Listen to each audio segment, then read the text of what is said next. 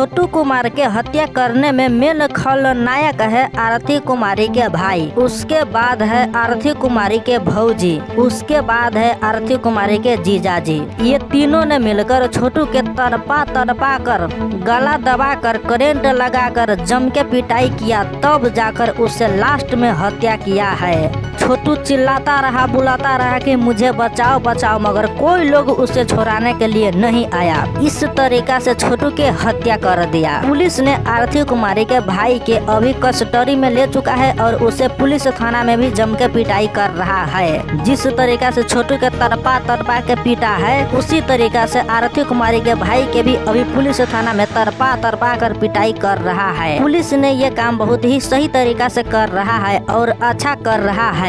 ऐसे पापियों के साथ ऐसा ही हरकत होना चाहिए, क्योंकि आरती कुमारी छोटू से सच्चा प्यार किया था।